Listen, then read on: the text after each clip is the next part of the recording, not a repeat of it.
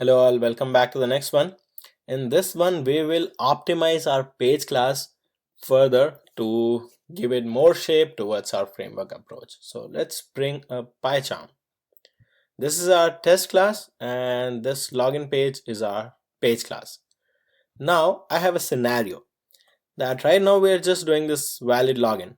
What if tomorrow I have a test case that says test invalid login, in which what I want to do here is I don't want to call this login method because let's say I'm just trying to test what happens when I do not provide any username and password and then directly hit the login button. It should give me an error message. So in that case, I'm not trying to provide a username or password here. I want to write a different method which should still say maybe something login different, and it should just go ahead and click on the login link first and then directly the login button. So it's just gonna skip the email field and password field. What happens in that scenario is I'm gonna have to again find the login link and again click it here, right? And I'm gonna again have to find the login button and click it in that method also. So we are doing the double work. We're finding the same element twice in two different methods, right? We don't want to do that kind of stuff. So for that reason, what we do is we want to create separate methods to find these elements. In reality, we will still be finding in those methods, but we have the element find place in one location. So if any change happens, anything happens, we are only concerned to look at one single location. So let's go ahead and try to do that. I'm going to define a section here. I'm just going to say locators, where we will just define locators. So I'm going to say something like login link. This is the login link that we want to click, and the locator for this is login. Doesn't matter if it's XPath, ID, or login text, it doesn't matter. Right now, just the locators. The next locator we have is email field, right? So I'm going to say email, and maybe I can just leave it email, or maybe we can see something like email field, which gives more sense. So this guy is user underscore email. This is the locator. And then we have a password field. So I'm kind of appending this link field and all these to make sure that we understand the locator, and right away by looking at the name of the locator we will know if it's a link text or if it's a link, or if it's a field, or it's a drop down or something else, right? So we will know it right away. So let's pull up for the password as well. And the last one we have here is the login button. So don't get confused in login link and login button. Login link is on the front page and login button is the button that we actually click to login. So this has the name commit. Now we want to define methods to actually expose these locators into elements. So I'm going to say def get login link. This is the method which is going to expose the locator into a web element, and this element then can be utilized in any number of methods. So what we will do here is we will say return, and we will copy this line. Return this guy, and instead of saying login here, we will say self dot login link, this guy. So what we did is we defined the login link here, and now we are using this here. So this guy should return the element, and it's going to find the element here by link text, and the link text is coming from this locator field, and it's there. So we are not hard coding anything in the methods now. Whenever some locator changes on the website, maybe in next release or developers change something, you will only have to come here, modify it there. That's it.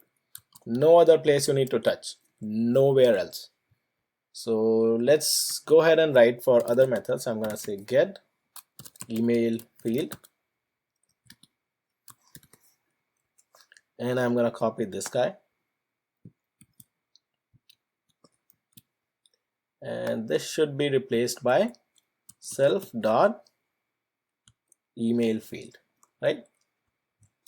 Similarly, we will write for get password field, and this should be replaced by the password field.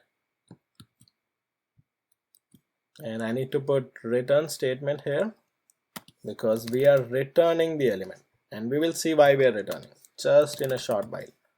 So return this password field as well, and then def get login button.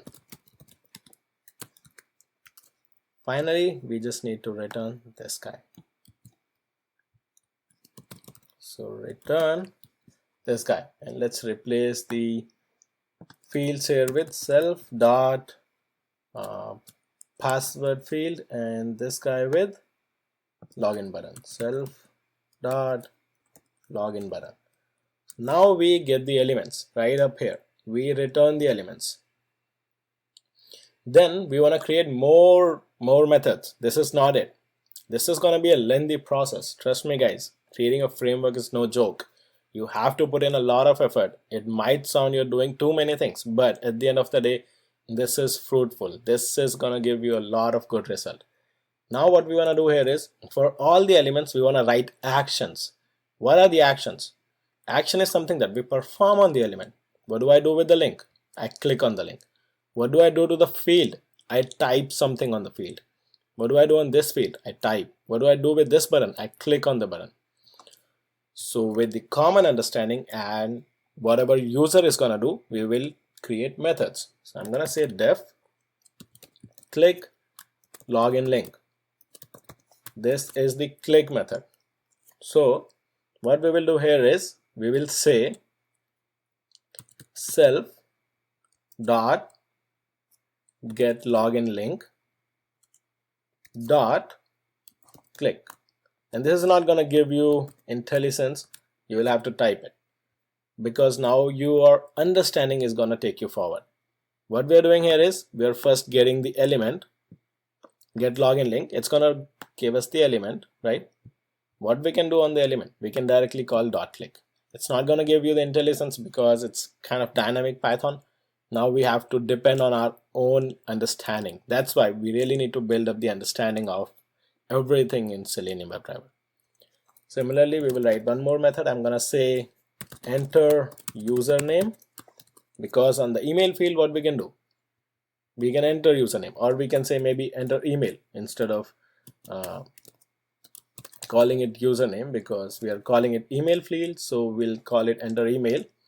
And what we will do here, we will say self dot get email field.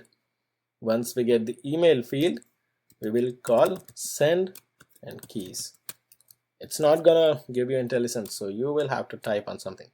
And how do we enter something? We'll have to get something here. So we will call it instead of username, let me just call it let's call it username here, because we were getting username here as well. Or maybe we can replace everything to email, because we are typing in email actually. So because we are entering something, we need to send some keys. We need to get the data to send. So I'm gonna get the data as an argument, and I'm gonna provide it here. Same thing I'm gonna do for password. So enter password, and I need the password from outside so that I can type it. Self dot get password field and dot send keys and password. This is what I want to send. Finally is, I want to click on the login button. So I'm going to say click login button, and this is just a click action. So I can simply say get login button dot click. That's it. We just created a lot of APIs. This is what you say when you say that I'm proudly creating a framework. I'm creating a lot of APIs. I have created the locators. I have created the methods to expose the locators as elements. Excuse me. Then let's see how neat our login method is going to become. Instead of saying this, I'm going to say self dot click login link. The next line is self dot enter email, and instead of username, let's replace it with email, and I'm gonna say email. The next line is gonna become self dot enter password. I'm gonna say password, The next line is going to become self dot click login button. That's it. Now I can just get rid of all the code. Do you see this, guys? Now does it look good? I promised you, right, that you're gonna find it really fruitful at the end of the day. Now when you call this method or you even look at this method at the end of the day, you will see what the method is doing. It's click on login link, enter email, enter password, click on login button, which makes perfect sense. It's super easy to follow, isn't it? It's super easy to follow. So that is pretty much it. That's what I wanted to do in this class. I don't want to run any test cases or nothing. It's just that I wanted to optimize this login page so you guys get the feel. You guys understand that how we build the APIs, how we create these methods to expose elements, and how do we build methods to perform actions on the elements. Do you see this? Now imagine if any change happens in future, your developer change this ID or this link. What do you have to do? Just come and change here. Change here. You don't have to touch any other place in your code, right? And it's gonna just work like a charm. So that's pretty much it. Please download this code, understand it. Let me know if you have any questions, and I'll see you in the next lectures. Thanks for learning this one.